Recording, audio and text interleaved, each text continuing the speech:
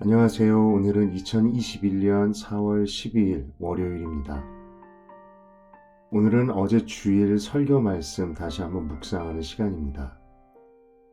함께 읽고 묵상할 하나님의 말씀은 로마서 12장 1절과 2절 말씀입니다. 그러므로 형제들아, 내가 하나님의 모든 자비하심으로 너희를 권하노니 너희 몸을 하나님이 기뻐하시는 거룩한 산 제물로 드리라. 이는 너희가 드릴 영적 예배니라. 너희는 이 세대를 본받지 말고 오직 마음을 새롭게 함으로 변화를 받아 하나님의 선하시고 기뻐하시고 온전하신 뜻이 무엇인지 분별하도록 하라. 로마서 12장 1절에서의 그 사도 바울의 권면은 이렇게 시작합니다. 그러므로 형제들아. 바울은 앞서 11장까지 십자가 복음, 믿음으로 이루는 구원의 일들을 상세히 그 편지에서 나누었습니다. 인간이 어떤 상태에 있었는지, 모든 인간이 어떻게 하나님으로부터 떨어져서 생명이 없고 소망이 없는 상태에 있었는지, 그런 인간을 위해서 하나님은 어떤 일을 하셨던지, 그리고 예수 그리스도의 십자가가 어떻게 죄인이었던 우리의 구원을 이루었는지, 우리가 믿는 십자가의 복음의 내용을 상세히 나누었던 바울은 이제 우리에게 그러므로라고 말하며 믿음 이후의 삶, 믿음 이후의 일들에 대하여 말씀을 써내려 합니다. 바울이 이제 너희가 복음의 내용을 다 듣고 받았으니 라고 하면서 권하는 첫 번째 권고는 너희 몸을 하나님이 기뻐하시는 거룩한 산 제물로 드리라 하는 것이었습니다.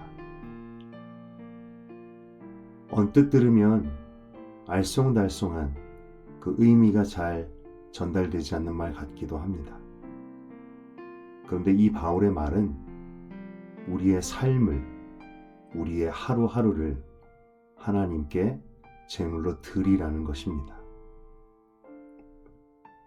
이 말씀은 이미 예수를 믿는 우리들에게 정말 중요한 말씀입니다. 세상은 복음을 거부하고 믿지 않습니다. 받아들이지 않습니다. 세상은 로마서 11장까지의 말씀을 받아들이지 않습니다. 이것은 그들의 불행이요 저주와도 같습니다. 우리는 하나님의 은혜로 이 복음을 듣고 믿게 되었습니다. 그렇다면 우리에게는 이제 세상과는 다른 믿음 이후에 아주 중요한 문제가 있습니다. 그리고 우리에게 주시는 그 중요한 문제, 명령은 바로 우리의 인생을 하나님께 드려야 된다라는 것입니다. 저 자신에게 질문해 봅니다. 그리고 우리 각자에게 질문해 보기 원합니다. 나는 나의 삶을 하나님께 살아있는 제물로 드리고 있는가? 나는 나의 삶을, 나의 하루하루를 하나님의 손에 올려드리고 있는가? 질문에 자신 있게 답하지 못하는 자신을 발견합니다. 믿는다라고 하면서도 내 인생의 주권이 여전히 아직도 나에게 있는 것이 아닌가? 그렇다면 나는 로마서 11장까지의 말씀만 믿고 그 믿음 이후의 일들은 받아들이지 않고 있는 것이 아닌가? 우리들은 왜 믿음에도 불구하고 우리 인생을 주님께 온전히 드리지를 못할까요? 사람마다 그 이유가 다르겠지만 많은 사람들이 공통적으로 자기의 인생을, 자기의 생명을 하나님께 드리기를 두려워하는 것 같습니다.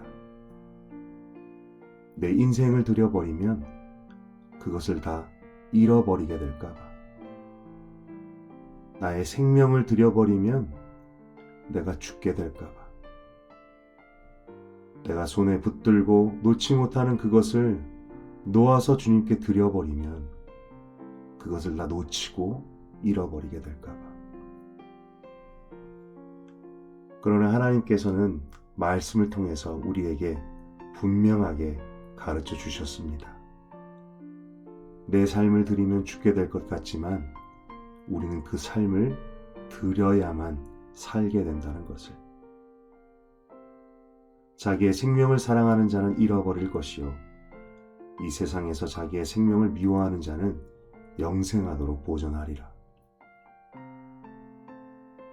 우리가 그럼에도 주님께 우리를 드리기를 주저하는 이유는 우리가 주님을 신뢰하지 못하기 때문이 분명합니다. 우리가 주님의 선하심을 도무지 신뢰하지를 못합니다. 설교 중에 들었던 화초의 예가 기억에 남습니다.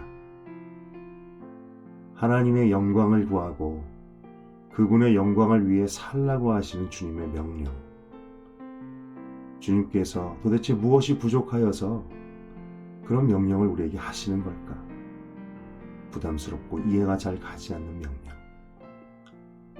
그러나 그 명령이 결국은 우리를 위한 하나님의 선하신 명령, 선하신 뜻이라는 것을 배웁니다.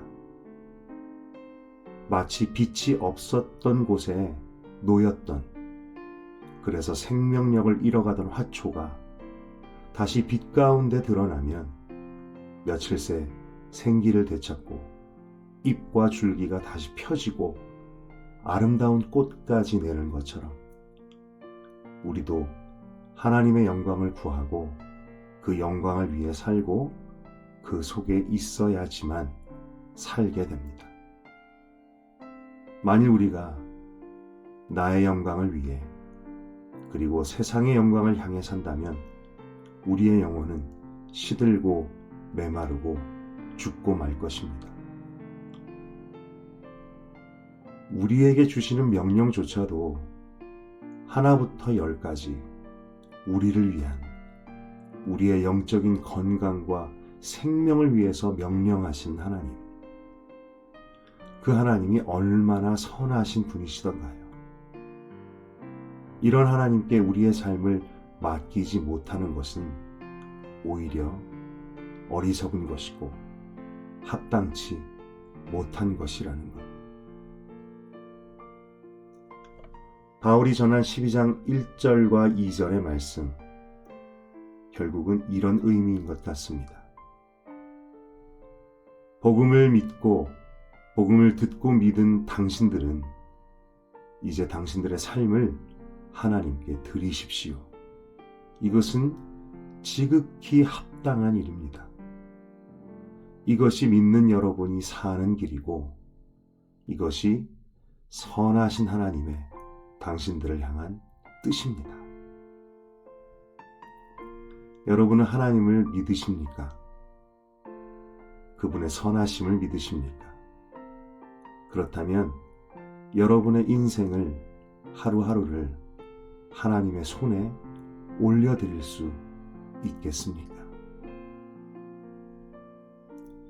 혹은 무엇이 당신으로 하여금 헌신하지 못하고 맡기지 못하게끔 하고 있습니까?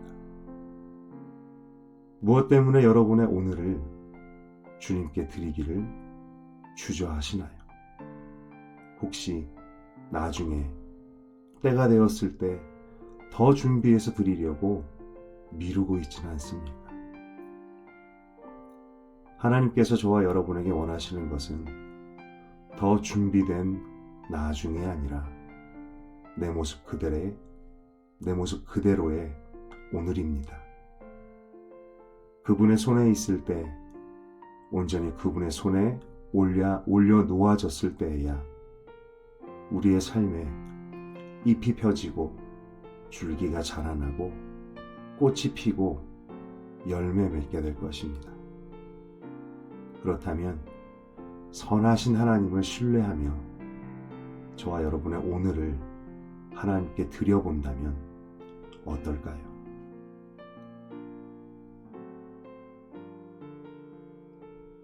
다음의 질문들을 가지고 함께 묵상하기 원합니다. 당신은 너희 몸을 거룩한 산 제물로 드리라는 하나님의 명령을 얼마나 진지하게 받고 있습니까? 당신은 복음의 내용만 받아들이고 믿음 이후의 일들은 지킬 수 있으면 좋은 것 정도로만 생각하지는 않습니까? 당신의 인생을 하나님께 드리지 못하거나 드리는 것을 주저하게 하는 가장 큰 이유는 무엇입니까? 그리고 하나님께서 오늘 당신에게 나를 믿고 내려놓아라 라고 말씀하시는 부분이 있다면 어떤 것이 있을까요? 이 시간 함께 묵상하기 원합니다.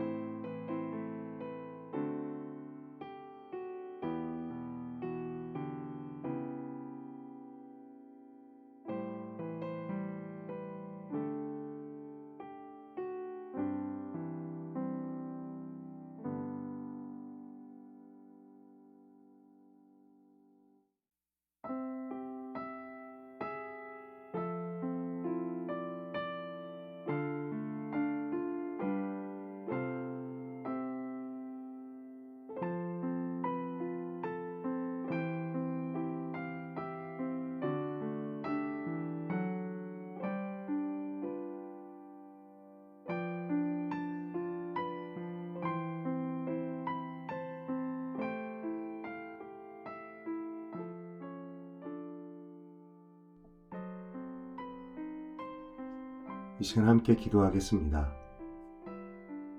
하나님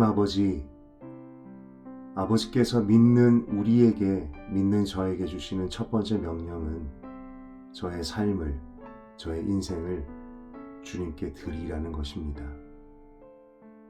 드린다는 것은 내려놓는 것이고 완전히 주님께 맡긴다는 뜻이겠지요.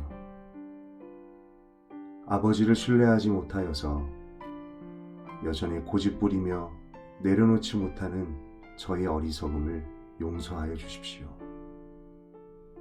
주님께서는 하나부터 열까지, 처음부터 끝까지 선하시고 신실하신 분이심을 고백합니다. 찬양을 부르면서도 마음으로 고백하기 어려웠던 나의 생명을 주님께 드린다라는 말. 드리면 죽을 것 같고 드리면 잃어버릴 것 같은 두려움과 주저함. 그러나 말씀을 통해 배웁니다. 저의 생명은 주님 손에 있어야만 합니다. 그래야만 저의 생명이 생명되고 제 생명에 꽃이 피고 열매가 납니다. 그것을 믿기에 이제 우리의 인생을 아버지께 맡기고 우리의 생명을 주님께 드리길 원합니다. 아버지를 신뢰합니다. 제 생명은 주님의 것입니다. 예수님의 이름으로 기도드렸습니다. 아멘.